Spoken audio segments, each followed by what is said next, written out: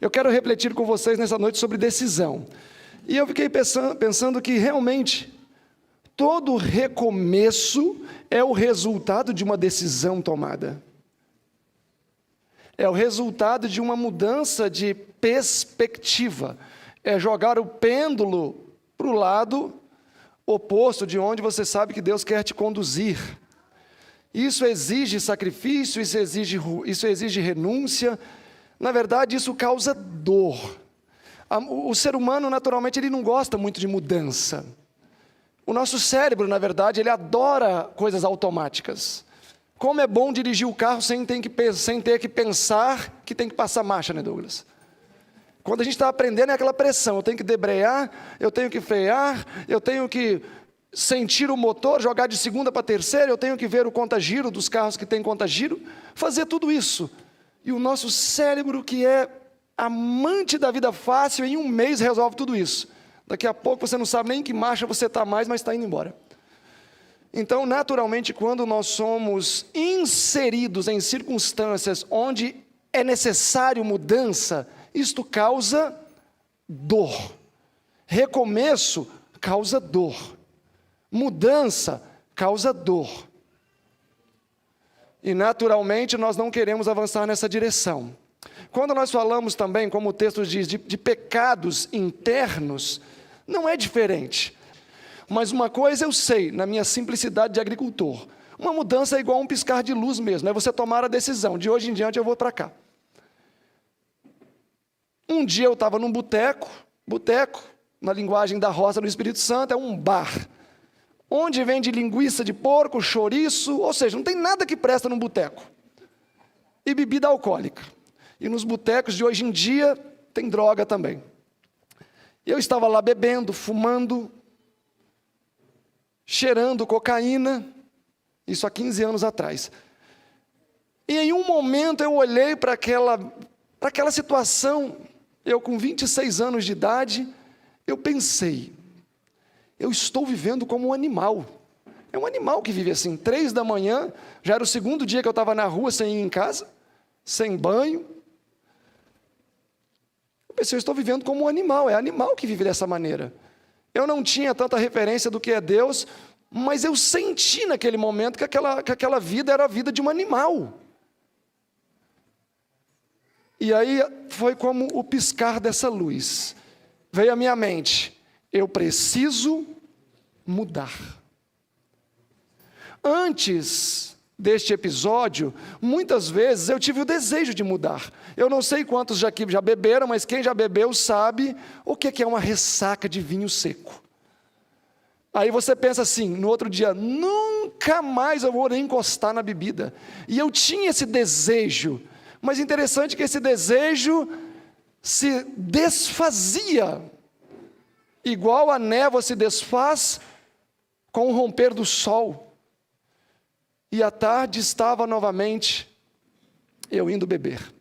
Mas nesse dia foi diferente, porque nesse dia eu simplesmente olhei e falei, eu preciso mudar. Eu tinha acabado de cheirar uma carreira enorme de cocaína, irmãos. E eu não gosto de valorizar os pecados, porque quem é exaltado na valorização do pecado é Satanás, e não Deus. Mas eu tinha acabado de cheirar uma carreira de cocaína enorme. Sentei numa cadeira, numa mesa de bar, dei um gole no copo de cerveja e então me veio esse pensamento. Eu estou vivendo como um animal. 2 dias na rua, bebendo e fazendo tudo isso. E para ajudar os meus pais que nunca souberam das minhas peripécias, se eles estiverem vendo agora o vídeo, eles vão ver lá, danadinho, ele fazia escondido isso. Aí eu vi meus pais indo visitar o meu avô, 3 da manhã passaram no Fusquinha vermelho. E aí o meu pai passou dirigindo o Fusquinha com o chapéu dele, e aí de lá ele me olhou assim, e foi aquele olhar de Pedro, assim, eu não vou nem contar muito não, que eu já vou querer chorar. Ai, mas tá.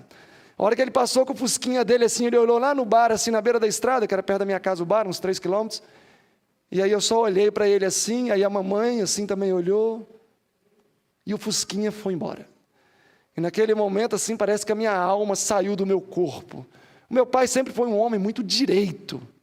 Muito, muito direito. A minha mãe, uma pessoa muito direita também. Só o fato de eu já estar no bar já era uma coisa terrível. Imagina se eles soubessem o que eu estava ali fazendo. E aquele olhar do meu pai, eu nunca esqueci. Aqueles 2 olhos azuis enormes, igual o olho do Daverson, que era na beirinha da estrada assim, que atravessou minha alma. Eu pensei, isso não pode continuar, isso vai mudar. Isso vai mudar. Na mesma hora eu levantei da cadeira, com todo aquele contexto devasso de vida, eu levantei da cadeira e falei, isso vai mudar. Peguei, desci na roça até embaixo, onde tinha um campo de futebol, fui até o meio do campo de futebol, onde a gente brincava, me ajoelhei ali e falei, Senhor, se o Senhor existe mesmo, e se existe perdão, eu quero que o Senhor me aceite. Porque eu não quero continuar essa vida. Da mesma maneira que eu tenho servido Satanás, eu desejo servi-lo. Eu não sabia praticamente nem ler, irmãos. Eu não tinha referência do que era nada. Eu era simplesmente um analfabeto chucro. É assim que fala? Chucro. Chucro. Tinha 26. Eu era um bichinho do mato domesticado. Eu não tinha referência de nada, mas eu sabia de uma coisa, que eu precisava tomar aquela decisão com Jesus. Desci lá e falei, Senhor, eu entrego a minha vida. E pensei por um momento, espero que eu não tenha ido longe demais na minha ignorância, eu pensei isso, espero que eu não tenha ido longe demais. Foram poucas as minhas palavras. E eu senti nitidamente assim, eu não vou falar que eu senti Deus falando, porque eu não ouvi Deus falando. Eu tenho medo dessas palavras. Mas eu senti a impressão do Espírito falando assim, meu filho, eu estou aqui. Eu não te deixei não e nem vou te deixar. Eu me levantei daquela oração, a referência que eu tinha é que o meu cunhado, que era adventista, estava namorando com a minha irmã, e ele sempre falava, rapaz, eu quero estudar a Bíblia com você. Eu falei, rapaz, negócio de crente, isso aí para mim, isso não dá não. Esse negócio de crente, isso aí só me amola. Quando ele levava os irmãos lá para poder orar em casa, os irmãos entravam pela porta, eu saía pela outra. Mas aconteceram vezes de eu sair 9 horas da noite, e ele ir para a sala, e devemos orar por esse rapaz que hoje ele está fora da igreja. Ele ajoelhava na sala, e às vezes eu estava me arrumando, botando a minha roupa, o meu cordão, as minhas coisas, aí eu passava e ele estava ajoelhado. E ia embora, que era longe, ele dormia lá em casa. Foram algumas vezes que eu chegava 3, 4 da manhã, ele estava no mesmo lugar, na mesma posição. E não estava dormindo. A minha irmã fala, Silverino, sempre quando você vai, o Rogério, a maioria das vezes fica a noite inteira, enquanto você está lá, ele está ali orando na sala por você. Porque ele sempre falava, olha, eu sei que Deus tem um plano na vida do seu irmão, Silverino, Sirlei. Ela falava, eu não sei como eu sinto, mas eu sei que ele não vai acabar assim, Deus tem um plano para a vida dele. E ele vai ser liberto disso. E ele orava, orava, orava. E aí eu cheguei em casa naquela terça-feira de manhã, peguei o telefone e falei, Rogério, era 3 horas da tarde isso, que eu dormi cansado, eu quero estudar a Bíblia. Não passou 1 hora, ele chegou lá em casa de bicicleta molhado de suor, que era o transporte dele, e me abraçou. Ai, tá, desculpa, gente, aqui. Ai, não quero despencar, não. Ai, vou me recompor aqui. Ai, quase que eu dei um choro alto aqui agora. Enfim, eu abracei ele, ele me abraçou e a gente começou a estudar, e era pela fé. E depois ele me deu só um estudo bíblico. O Ed está por aqui? Oh, o Ed, aquele que está em pé, olhem para ele lá, Ed, acena para o pessoal. Aí ele deu um estudo bíblico e falou, olha, eu creio que tem uma pessoa mais capaz de te ensinar a Bíblia. E aí então pediu o Edmar para assumir os estudos. E foi uma longa jornada.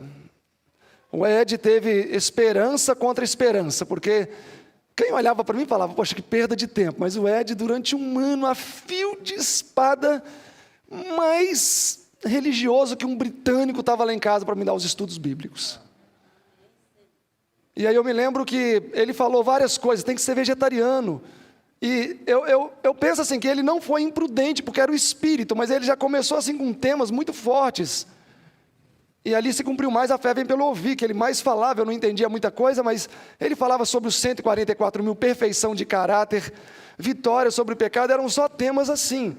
E aquilo me impactou muito. Aí ele falou, olha, sobre o vegetarianismo, um mês depois eu era vegetariano estrito, eu era muito apaixonado por uma menina que não era cristã, 6 meses depois eu ainda namorava com ela, e ele lutando com Deus, porque Deus falou, olha, Edva, você tem que agora falar do namoro, tem que falar do namoro. E ele falou, Senhor, eu já falei tanta coisa que eu acho que agora outro que fale isso, porque senão ele vai ficar até com raiva de mim, que a gente formou uma amizade muito forte. Mas um dia, ele chegou lá em casa e falou assim, Silverino, eu queria estudar um tema com você. Falei, vamos estudar, a gente faz isso afinal. Ele pegou a Bíblia, vamos em Números 25, a história dos midianitas com os israelitas. E ele começou a ler aquela história. Antes de ele terminar a leitura, eu falei para ele, eu já entendi o que você quer dizer. Você está querendo dizer que o meu namoro é uma situação que eu preciso regularizar. Ele falou, é isso mesmo. E aí eu falei para ele, eu vou terminar o namoro então. E aí eu acho que ele não colocou muita fé, ele olhou, era mais de 2 anos de namoro. Ele olhou assim, não sei se ele colocou muita fé ou não, colocou fé, Ed. Ele falou que colocou fé. Terminamos o estudo, eu fui para a casa dessa menina e terminei o namoro. Irmãos, foi uma prova tão grande, que em poucos meses eu perdi assim 15 quilos. Eu sofri demais, mas realmente eu dei um basta naquele relacionamento. E para a honra e glória de Deus, eu estou aqui hoje. Amém. E foi porque eu tomei uma decisão. Isso não quer dizer que eu seja melhor do que ninguém, mas no momento que eu tomei essa decisão, talvez eu tinha uma série de desvantagens que vocês não têm, nesse momento. Naquele momento lá eu tinha uma série de desvantagens. Eu entreguei a minha vida a Jesus, e quem me conhece no particular, como Ed e outros mais, sabe que desde então Jesus se tornou meu melhor amigo, isso faz 15 anos. Desde então, lutas grandes e pequenas eu tenho enfrentado, mas isso não tem abalado a minha relação com o meu Salvador, senão tem aumentado. Eu entendi, irmãos, que desejo, que se aproxima muito do sonho, é diferente de propósito. O desejo que se aproxima do sonho não suporta as provas da vida, ao passo que o propósito é um plano de vida, é uma decisão robusta, máscula, que vem de dentro do coração. Uma pessoa pode pensar, eu desejo este ano ser melhor marido, mas por que os meus desejos não se cumprem? Eu não consigo liderar a questão espiritual e se frustra. Eu desejo ser uma melhor esposa, desejo ser um melhor pai, por que esses desejos não se cumprem na nossa vida? É porque esses desejos não passaram por uma metamorfose, chamada propósito. Um desejo que não se torna propósito, ele vai desfazer-se nos primeiros momentos da manhã. O vento levou. Todo desejo, todo sonho precisa se tornar um propósito. E esse propósito acontece no momento em que nós tomamos uma decisão. Ou seja, a concretização de um propósito, a concretização de um propósito é o resultado de uma decisão que nós tomamos. É o primeiro passo. Olha, Senhor, eu decido de hoje em diante ser um melhor cristão.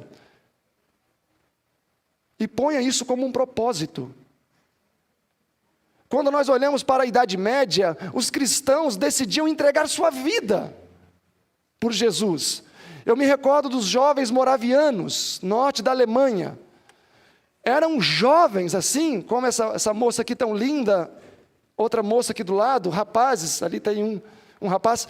Esses jovens moravianos eram pobres, a Morávia na época era um celeiro de anabatistas e puritanos, porque eles fugiam tudo para lá, um lugar inóspito, um lugar difícil, então todo o sistema da dieta às vezes ignorava, deixa eles lá na Morávia mesmo e eles ficam por lá, mas eles tinham que evangelizar, na Morávia a maioria era evangelizado, e o que eles faziam, esses jovens? Eles iam até os portos e vendiam-se como escravos aos mercadores, vendiam-se voluntariamente, eles chegavam, olha, quero ser escravo. E aqueles jovens eram então comprados jogado dentro daqueles navios, e sabe lá onde eles iam parar. Eles iam para algum lugar para pregar o evangelho. Irmãos, aqueles jovens moravianos entenderam o que é desprezar a carne física, quanto mais os desejos da carne. Eles entenderam que nós supervalorizamos a matéria, a carne. Uma jovem poderia dizer: eu não vou fazer tal loucura, porque certamente, do momento em que eu entrar naquele navio até chegar no local que eu vou ser estuprada 20 vezes. E claro que isso certamente acontecia. E elas não estavam preocupadas com isso. Elas entenderam que isso aqui é o quê? Lixo. Elas entenderam que isso aqui não é nada. Hoje em dia, a supervalorização daquilo que somos supera aquilo que nós devemos atingir enquanto ser humano no caráter. Ou seja, valorizamos mais essa matéria bem formada aqui do que o espírito. E se nós não estamos dispostos a mortificar o espírito, que é algo que eu faço dentro do meu quarto, como é que eu vou mortificar a carne quando for necessário, nas perseguições finais, quando isso começar a acontecer? Esses jovens moravianos iam para pegar o evangelho, destemidos. Era uma decisão que eles tomavam. E eu fiquei pensando: Senhor, o que eu vou falar para esta linda congregação? Eu tenho aqui meu esboço que eu vou usar, mas eu também não quero fazer o papel do Espírito Santo aqui, porque é cada um aí que tem que tomar a sua decisão, é cada um que tem que abrir o coração e falar: Senhor, olha, rasga aqui, ó, rasga, entra, trabalha aqui dentro. É cada um que tem que fazer essa decisão, tomar essa decisão. É claro que eu falo de maneira enérgica, expressando o que é o meu desejo, porque afinal eu não estou dedicando 15 anos da minha vida, porque foi o melhor caminho. Quando eu tomei a decisão de renunciar a tudo, foi justamente um mês depois que uma pessoa chegou e falou assim: olha, você é um cara muito direito, Silverino. Você sabe que eu tenho essa empresa de transporte aqui. Eu vou fazer o seguinte: eu já paguei a metade dos caminhões. Você presta serviço para a minha empresa, eu vou passar toda essa frota de transporte para o seu nome. Na época que real era real, faturava quase 100 mil por mês aquilo. E aí agora eu tinha opção: ou eu sigo com aquele plano, ou eu continuo o meu plano de ir para o IEST, ser missionário. E eu estar aqui, eu acho que vocês sabem o que eu escolhi, né? Agradeci meu ex-patrão: André, te agradeço pela generosidade, mas agora eu quero servir ao Senhor. E tomei minha decisão. Então eu não estou aqui para brincar, irmãos. Nós trabalhamos aqui no IAG até o sangue. Olha só os nossos rostos. Eu tenho 41 anos, todo mundo acha que eu tenho 50. Nós não estamos aqui para brincar. O nosso trabalho consiste em verdadeiramente salvar almas. Temos falhas. Jesus nunca disse que a obra seria perfeita. Jesus nunca disse que a obra seria perfeita. Temos falha, mas o que nos impele, o que nos move é o desejo de salvar almas, introduzir Jesus na vida das pessoas. Então este é o meu eloquente desejo dessa noite, é que todos, pequenos e grandes, jovens e pessoas mais velhas, saiam daqui com o Espírito Santo entranhado no seu ser, como disse Paulo, né?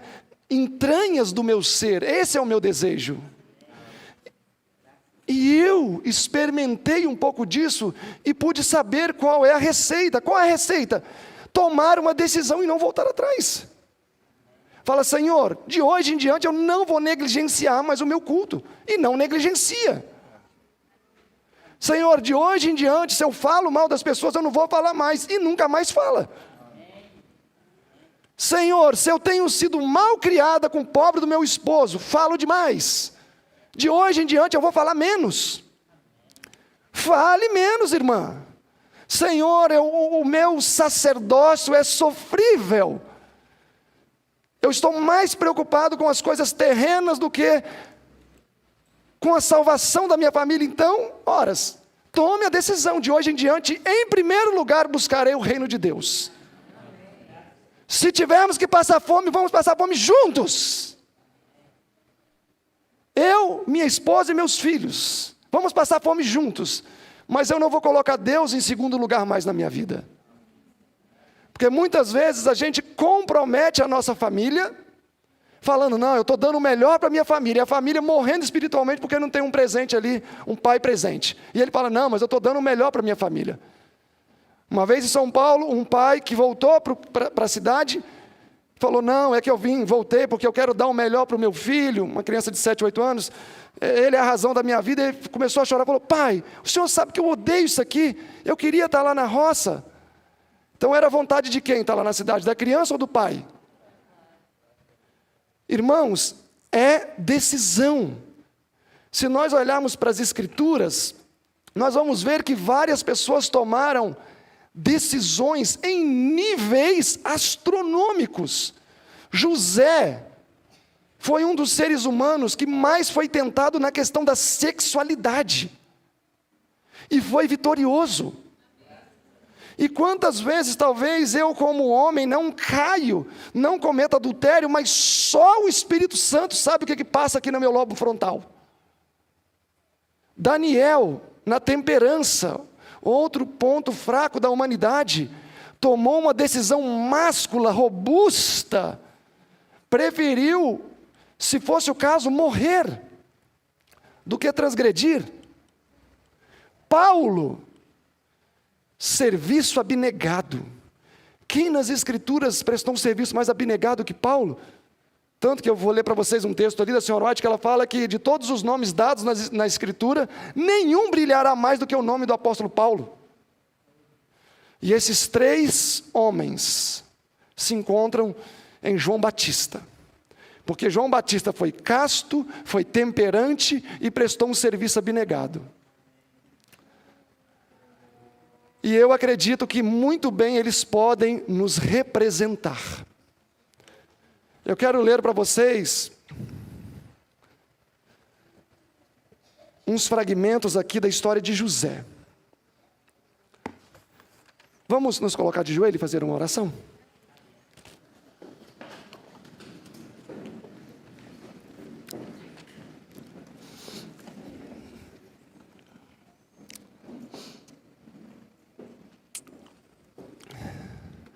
Bondoso Deus, querido e amado Pai, Senhor, a verdade é que as palavras são limitadas para expressar o desejo, o propósito, a intenção que o Senhor tem de habitar em nós. Por favor, querido Pai, permita que as Escrituras, neste momento, encontrem caminho aberto em cada coração aqui presente. Permita que o Seu Santo Espírito, querido Pai, possa habitar nesta congregação. Derrame sobre nós nesta noite, neste primeiro dia da semana que já despontou o Espírito Santo, querido Pai. Por favor, nós não vamos conseguir concluir a obra se o Espírito Santo não for derramado sobre nós. Nós vamos explanar as Escrituras, e que cada coração aqui possa estar reverente e humilde, para ouvir o que o Senhor tem para nós nesta noite. Por favor, querido Pai, é o que eu te peço em nome de Jesus. Amém.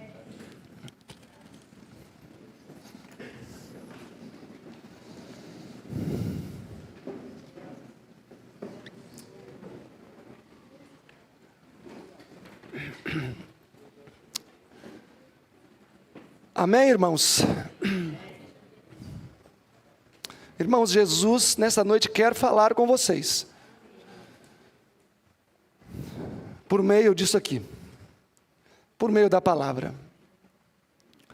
As histórias que estão aqui são para nossa edificação. E que o Santo Espírito de Deus possa preparar cada coração aqui nessa noite para receber essas palavras. Nós vimos na minha última oportunidade que José foi vendido com 17 anos. Tem alguém aqui com 17 anos? Quem tiver 17 anos pode ficar de pé só para eu ver o rostinho? Quem tiver 17 anos. Não tem mais gente. Quem tiver 17 anos, eu quero ver o rostinho de 17 anos. Nossa, aquele ali é grandão. 17 anos, a idade que José tinha. Então, essa história vai falar mais forte para vocês que se levantaram, tá? Porque é a mesma idade. É a mesma idade de vocês.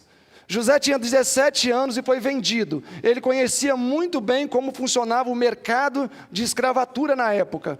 Por isso que a palavra aqui diz que ser um escravo, 211, ser um escravo naquela época era algo para se temer muito mais do que uma cruel morte.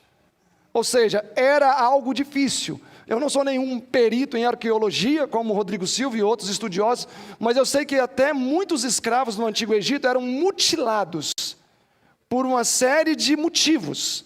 Se uma mulher fosse muito bela, para que o seu marido não se apegasse mais à escrava do que a mulher da casa, a esposa, o que ela fazia? Ela mutilava o corpo, às vezes cortava seio, mutilava o corpo da pessoa, arrancava os dentes. O mesmo acontecia enquanto aos homens. Muitos homens que eram formosos e bonitos, por ciúmes também, os maridos às vezes mutilavam aqueles jovens. Mutilações muito graves, alguns morriam em resultado a essas mutilações. Então era uma vida para se temer mais do que a própria morte. Então quando José viu o que estava para acontecer, a página 212 diz que ele ficou aterrorizado e o terror se apoderou de José, porque ele sabia qual seria a sorte dele. E ele então começou a clamar aos seus irmãos, em alta voz, um a um, para que tivessem compaixão dele. Debalde foram os seus clamores. José foi vendido com 17 anos. Gênesis 37 fala que ele tinha 17 anos. Irmãos, vocês já pararam para pensar o que se passou na mente de José naquele momento que ele entrou dentro daquela gaiola, sendo um escravo? Tentem imaginar isso aí.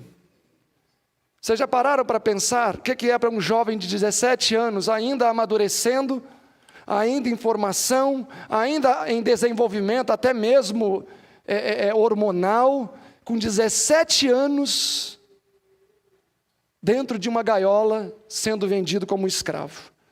A página 213 diz: ao avançar em direção ao Egito, diz aqui, José entregou-se a uma dor e aflição incontido. Isso é profundo, né? Uma dor e uma aflição incontida. Ele não podia conter aquilo. Era mais forte do que ele quando ele viu a sorte diante de si. E aí segue aqui dizendo que de longe ele viu as montanhas. E quem vivia no pé daquelas montanhas? Quais cabanas estavam no sopé daqueles montes? As cabanas do seu pai. E o texto diz que naquele momento ele entregou-se à loucura, porque ele sabia que nunca mais viria o pai dele. Ele entregou-se à loucura naquele momento. Bradou, chorou, sabe-se lá mais o que passou no coração de José. E aqui diz na página 214, sua alma começou a tremer. E José sabia que precisava tomar uma decisão de ser fiel a Deus. José então decide. José faz o quê? José então decide mostrar-se fiel a Deus e agir como um súdito do Pai Celestial, independentemente de qualquer circunstância. Independentemente de quê? De qualquer circunstância. José tomou uma decisão.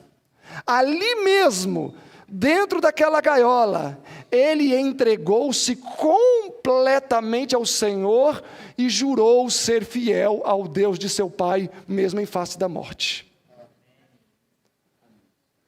A experiência de poucas horas, a experiência de quê? De poucas horas, fez com que José se tornasse um homem corajoso, ponderado, firme e senhor de si. O que causou essa mudança, esse câmbio na estrutura de José? Uma decisão. E o texto diz que ele tomou uma decisão tão forte que ele começou a tremer, de tão forte que foi a decisão que ele tomou. Irmãos, essa decisão de José perdurou, porque o capítulo 39 diz que ele foi para a casa de Potifar, e a mulher de Potifar todos os dias dizia: José, vem, deita-te comigo. E ainda só, diga-se de passagem, que Potifar era eunuco, então era castrado. Ele tinha mulher por status. E aquela mulher, diz o texto, todos os dias dizia: José, vem, deita-te comigo. Irmãos, ele permaneceu nesta aflição dos 17 aos 28 anos de idade.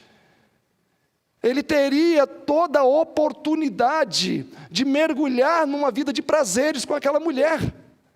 Durante 11 anos, José foi assediado. Que vergonha para os homens de hoje, que não aguenta talvez a prova de 5 minutos e já cai em adultério, ou já cai em fornicação. Quer seja em aspectos literais, físico, ou permitem sua mente devagar pela vida obscena. José, durante 11 anos, não maculou aqui, nem aqui. Ele olhava para aquela mulher linda, que ela era linda, e repelia. Qual era o pensamento de José? Como eu vou fazer isso contra o meu Deus? Tanto que, na última tentação, na página 217, diz assim: a fé e a integridade de José, porém, precisava ainda ser provado. Esta prova, porém, seria terrível.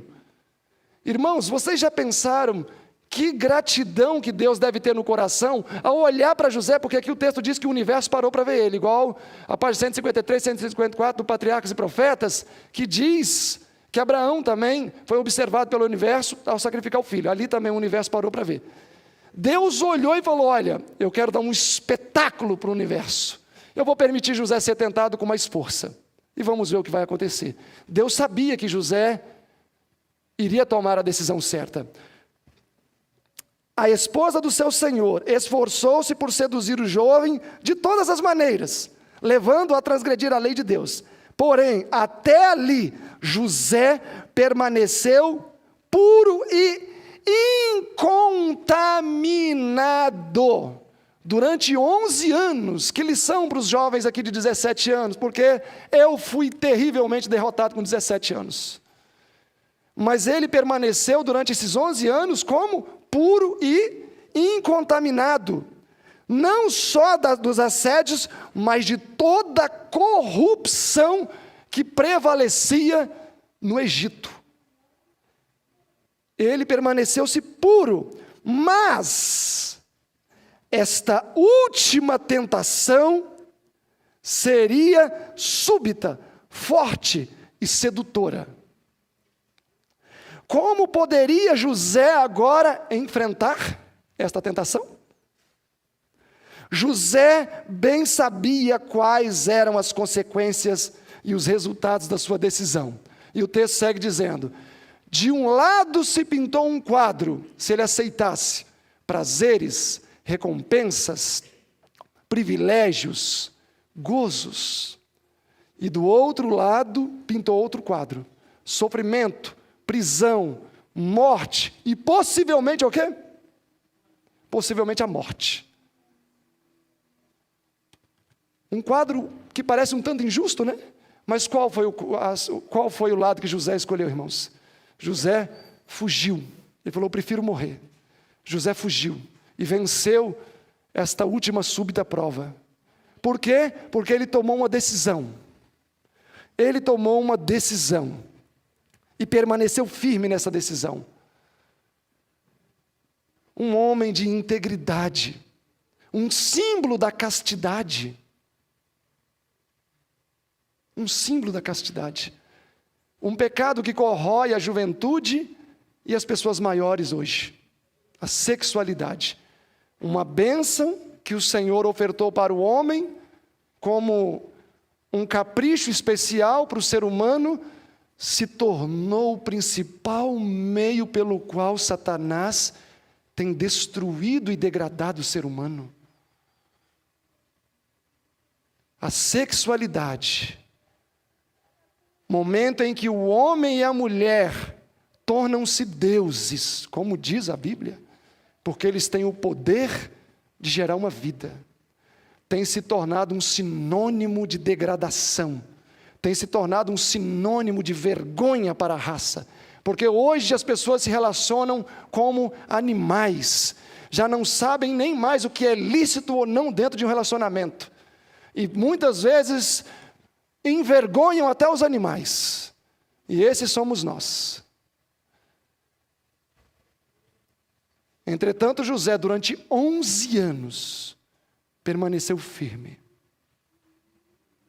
2 anos na prisão, firme. 7 anos na prosperidade, firme. 7 anos na escassez e pobreza da terra, firme.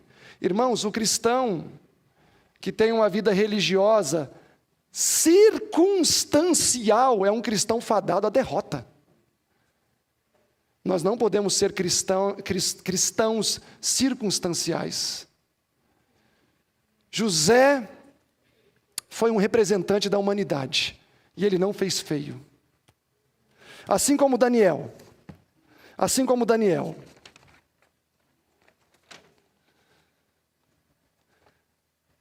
Daniel, Cristo Triunfante, 172, uma meditação. Diz: Daniel era senão uma criança quando foi levada para a Babilônia, tendo 15 ou 16 anos. Testemunhos para a Igreja, volume 4, 570. Daniel foi levado para servir na corte de Babilônia com 18 anos. Então, se ele se preparou 3 anos, 18 menos 3, ela aqui diz 15, 16, naturalmente ele tinha então 15 anos, quando ele foi levado para a corte babilônica. Tem alguém aqui com 15 anos?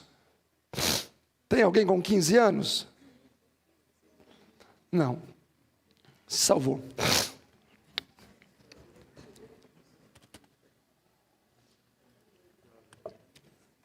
Daniel, com 15 anos, foi levado para a corte de Babilônia. Ele é um símbolo da temperança, porque Profetas e Reis diz que ele sabia que ali estava o elemento de vitória. O Sr. White fala que se ele tivesse contaminado o seu organismo, ele perderia a clareza mental. Irmãos, a Bíblia é a limitada expressão da vontade de Deus para a nossa vida. É humano. Imagina minhas palavras. Que pobreza. E eu ainda nem sou versado nas palavras. Mas eu queria poder ter condições de expressar para vocês o que representa este cuidado que a gente precisa ter com a nossa saúde e o tamanho da nossa presunção de achar que vamos vencer alguma coisa com hábitos deletérios para a nossa vida. Vou dormir meia-noite. Acordo 5 da manhã, o organismo já fica debilitado, e nós precisamos mais de descanso do que de boa alimentação. E aí eu acho que eu vou vencer alguma coisa? Isso se torna uma rotina na minha vida. Meu estômago, como diz a profecia do Senhor, mais parece uma fossa. Já leram esse texto? Que o nosso estômago, muitas vezes nós fazemos dele uma fossa. Como nós vamos ter cuidado? Como nós vamos vencer se não tivermos esse cuidado? Olha só o que diz Conselho sobre Regime Alimentar 101. É um sagrado dever que recai sobre nós, o de manter o corpo em estado tal que nos permita ter até hálito agradável e puro. Até isso, um hálito agradável, fresco e puro. E Daniel, refletindo a crise 133, e Daniel, a sua postura era ereta. Passo firme, entretanto elegante. O semblante sereno, demonstrando ter sangue puro e que fluía rapidamente por suas veias, não tendo nenhuma impureza. Os seus sentidos eram imperturbados, o seu hálito era fresco e puro.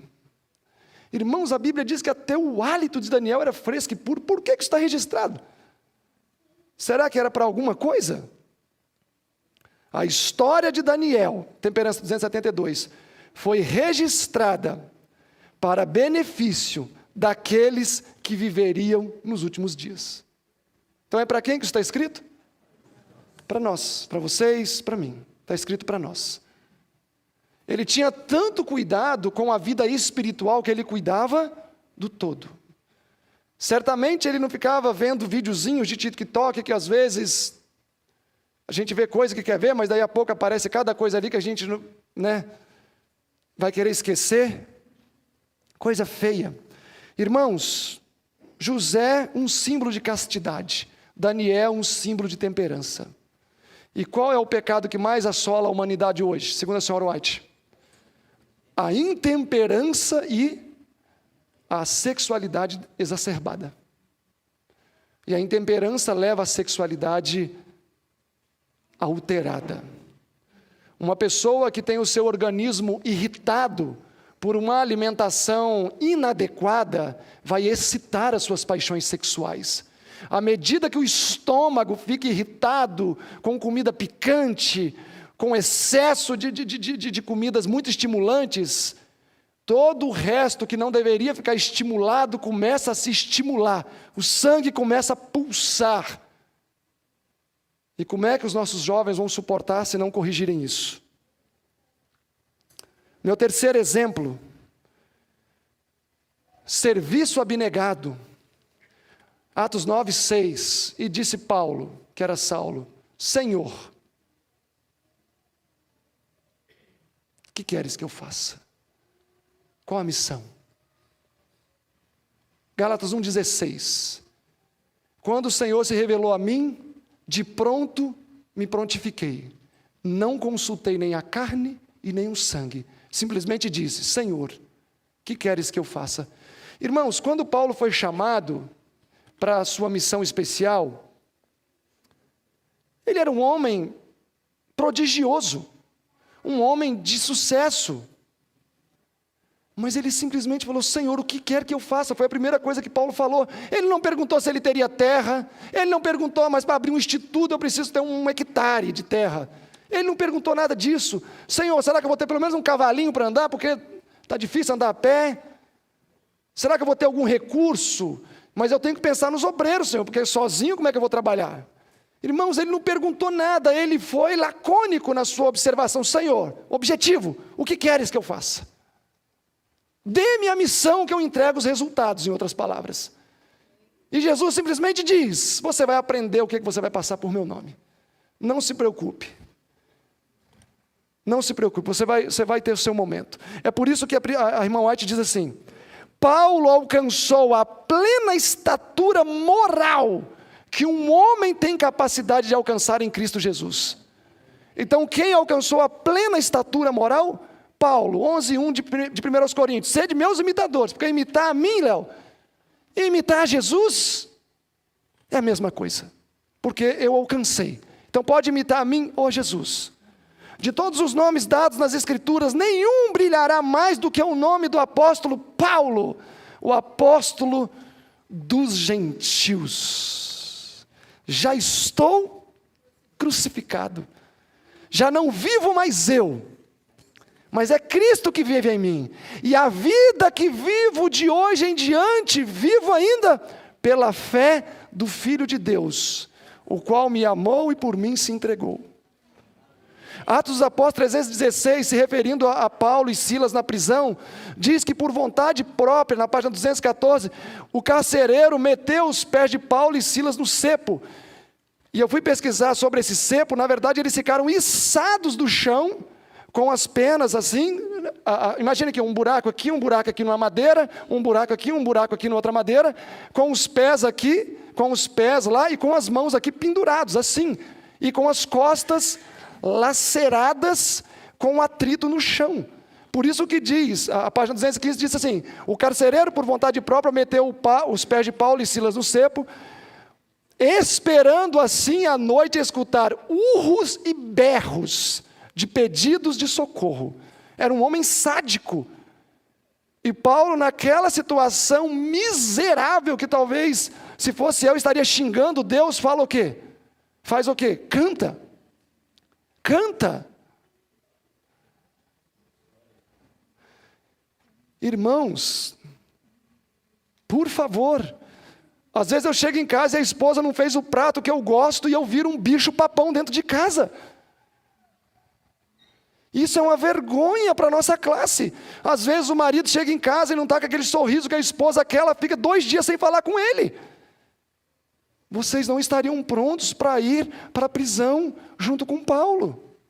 Ia ser uma vergonha para ele. A nossa sensibilidade tem chegado a níveis que a gente não consegue entender.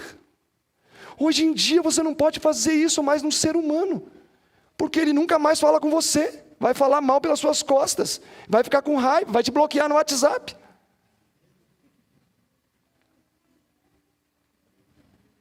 E isso é uma verdade. Às vezes a gente pensa, eu não faço isso, irmãos, nós devemos vigiar por nossas almas. Nós somos muitas vezes piores do que a gente imagina.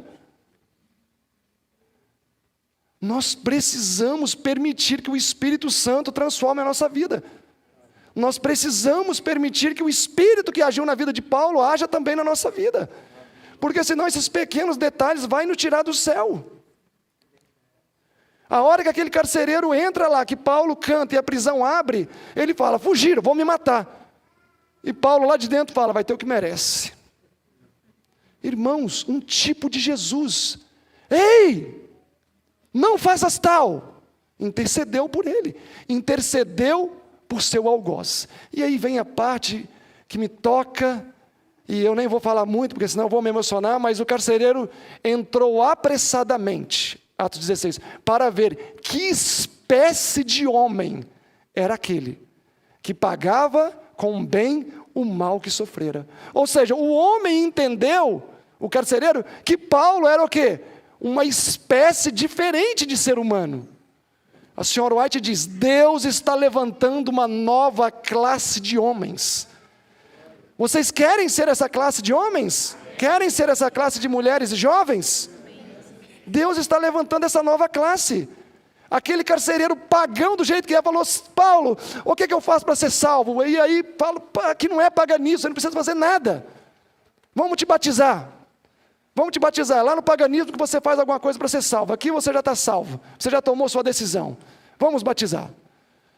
2 Coríntios 13 diz que Paulo amava tanto, que quanto mais uma pessoa odiava Paulo, era o elemento que elevava o amor de Paulo por aquele indivíduo. Irmãos, eu não entendo isso. Eu, sinceramente, não entendo. Como é que pode? Está aqui o Dantas, e ele começa a me espizinhar. E aí à noite eu vou dormir, quero me divorciar dele, e ele não sai da minha mente. Porque quanto mais eu penso, mais eu reenfatizo aquele pensamento, aquele gatilho na minha mente, aí que não sai mesmo. E eu quero excluir ele da minha vida. E ele está cada vez mais audaz em me ferir. E o meu ódio só vai aumentando, aumentando. Com Paulo era ao contrário. Quanto mais o Dantas espinhasse Paulo, falasse mal dele, ficasse com raiva dele, mais ele fazia o que, Dantas? Mais amava. Vocês entendem isso? Não é uma loucura? É igualzinho acontece lá em casa. Quanto mais a mulher reclama, mais eu amo. Quanto mais roupa aparece jogada, mais eu amo. É assim que acontece lá em casa? Quanto mais o filho chora, mais eu tenho paciência. É assim que acontece?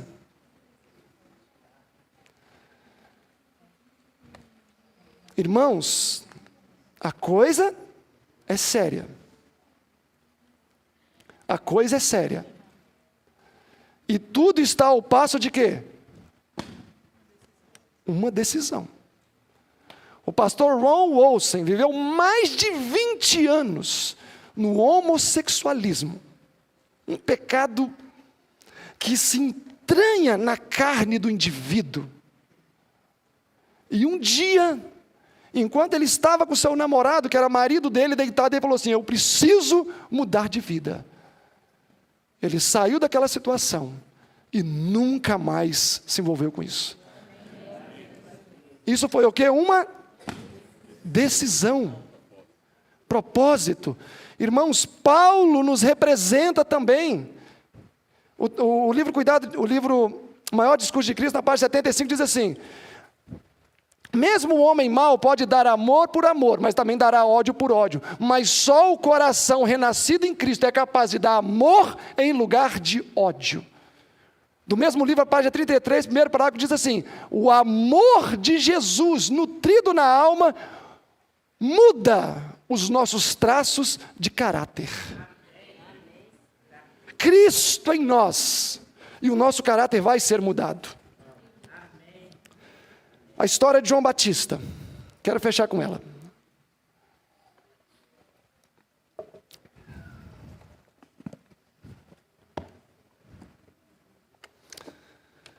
Irmãos, João Batista foi chamado para uma mensagem, para uma obra especial. A senhora White fala que é a obra mais especial que qualquer ser humano viria a ser chamado. Preparar o caminho para a vinda de Jesus. Mas quem tem uma obra mais especial que a dele? Por que a gente, Nayara? Porque João Batista preparou para a primeira vinda. Jesus veio para salvar pecadores naquela época. Ele veio para iniciar algo. Nós vamos preparar o caminho para que Jesus volte pela segunda vez. E isto é sinônimo de extinção total e completa do pecado. Então a nossa obra é mais extraordinária. Este mensageiro desejado, página 100, diz: este mensageiro precisa ser um ser santo. Precisa ser um templo para que o Espírito Santo faça morada. A fim de que ele cumpra a missão, ele precisa ter constituição física perfeita, bem como resistência mental, intelectual e espiritual. Uma obra completa.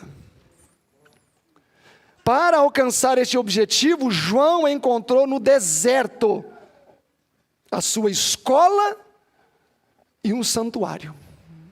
Onde? Quantos querem ir para o deserto?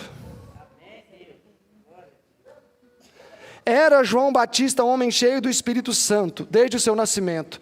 E se existiu alguém capaz de permanecer inflexível diante das corrupções do mundo, este certamente era Testemunhos 4, página 108. Inflexível. Testemunho 4, 108. Olhem só, que bênção. Todavia, João sabia a importância da sua obra. Aqui, já dá uma palestra, né? Ele era consciente da sua missão. Para não fracassar, não aventurou-se a confiar nas suas próprias forças e discernimento, e nem nos seus sentimentos. Para isso, separou-se dos seus amigos, separou-se dos seus parentes, a fim de que, mesmo afeições naturais, não se demonstrassem um laço no cumprimento de sua missão. Até mesmo dos seus familiares ele se separou, porque ele tinha muito medo de qualquer coisa. É consciência, irmãos. É consciência. Irmãos, aqui nós temos um exemplo de uma pessoa que ela foi, assim, muito lá em cima. Às vezes eu vou pregar amanhã, e hoje, 11 horas, eu estou batendo um prato desse tamanho. Como que eu vou estar com a minha mente limpa no dia seguinte? É falta de discernimento. João Batista, ele entendeu muito bem qual era a importância da sua missão. E ele pensou: nada, nem mesmo um laço familiar. Seja bem-vindo, meu amigo. Chegou em boa hora. Nem mesmo um laço familiar ele permitiu que pudesse ser algum empecilho. Ele olhou: olha, eu amo demais o meu pai, eu amo demais a minha mãe. E às vezes eu fico pensando, eu pensei isso agora. Eu sempre fui muito próximo do meu pai e da minha mãe. Eu comecei a contar história, já fiquei com vontade de chorar. E é interessante porque desde o dia que eu me entreguei a Jesus, o Senhor me levou para longe do meu pai e da minha mãe. Isso já tem 15 anos. Em 15 anos eu consigo contar as vezes que eu fui ao Espírito Santo ver meu pai.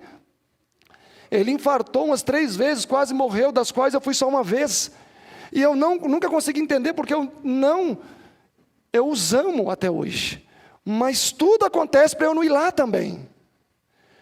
Então eu fico pensando, será que o grande amor que eu tenho pelo meu pai e pela minha mãe, que hoje estão nos caminhos do Senhor, minhas irmãs hoje não estão no caminho do Senhor, será que o grande amor que eu tenho pelo meu pai não poderia comprometer o meu trabalho? Primeiros Escritos 154. A vida de João era repleta de paz, porém triste. Por que a vida dele tinha paz, mas ele era triste?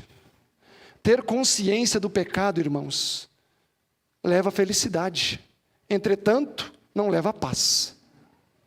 Mas ter consciência do que é o pecado, Eclesiastes 3. O que é a felicidade? O que é isso? E o riso, para que serve?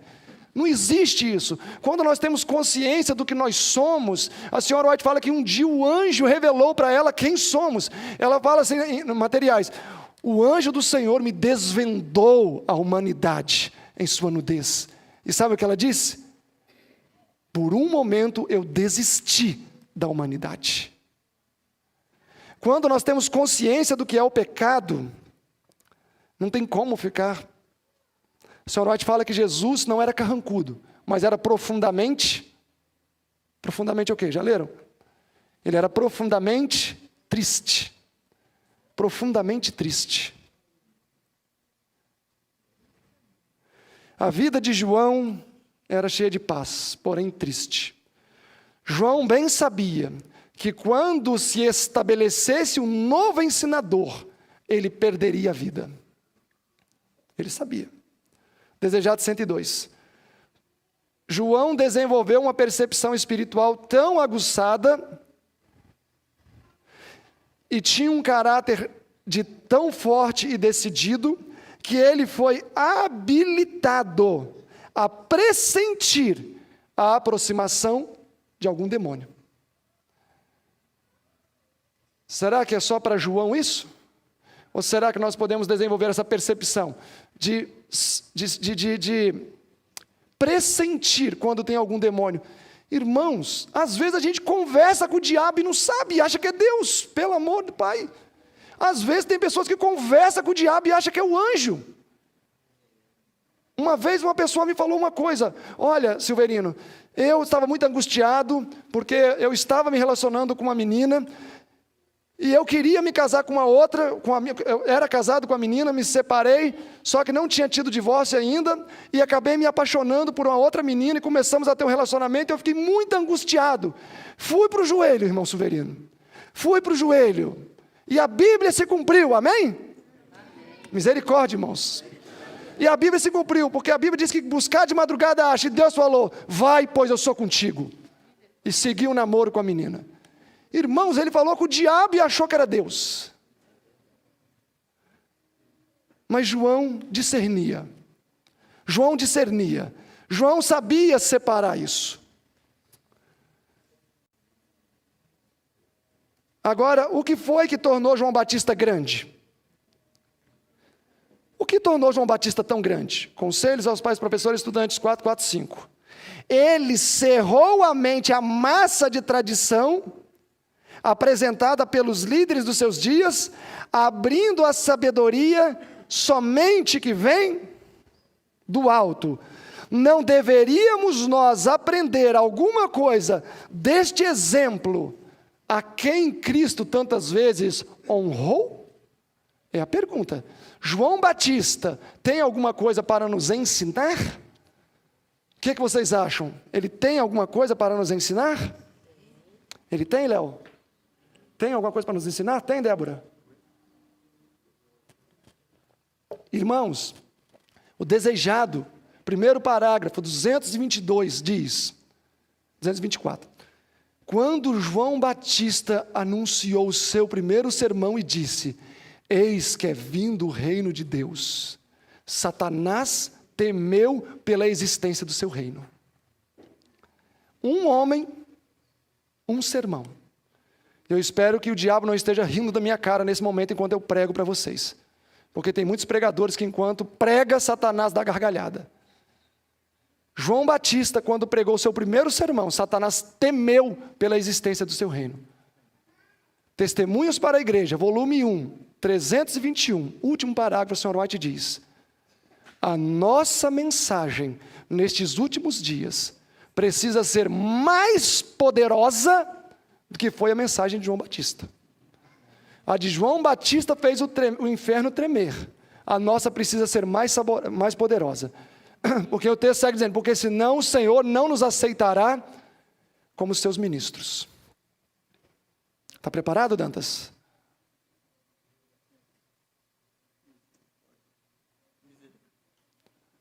João Batista, testemunho 2, 63. João Batista é um representante daqueles que darão a última mensagem de advertência. Um tipo, e nós o antítipo. Qual é a condição do antítipo hoje? Qual é a condição? Ainda bem que Jesus não se esquece de nós. Ainda bem que Jesus não nos deixa lutar sozinhos.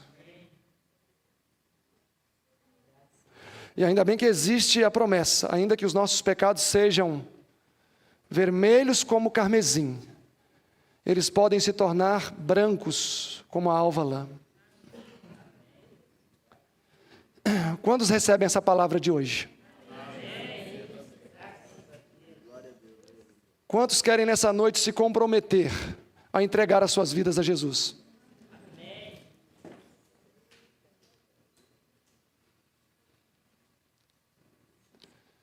Irmãos,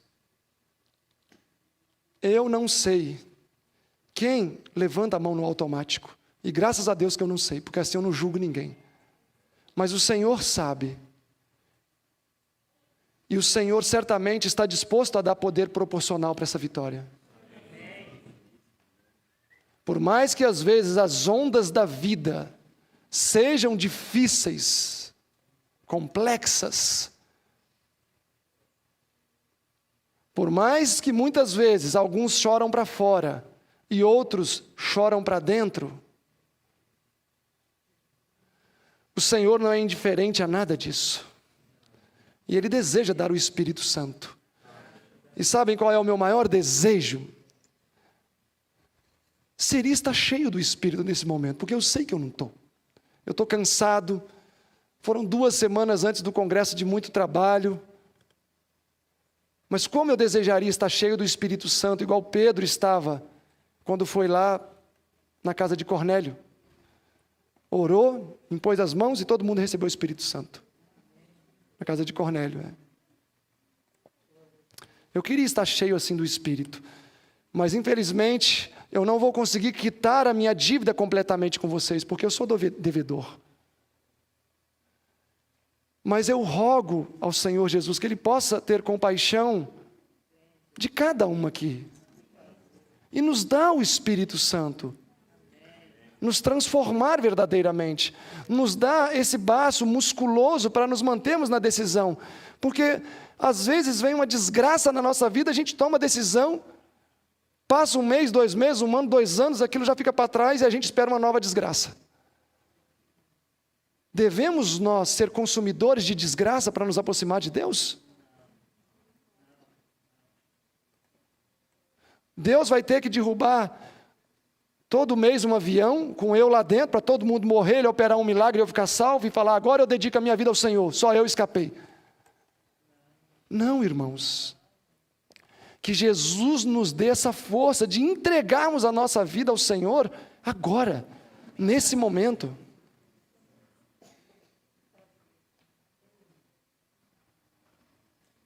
Completa. Uma entrega completa.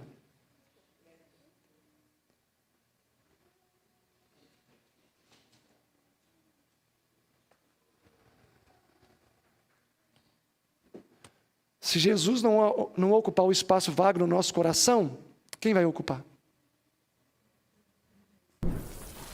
IAG, juntos avançaremos.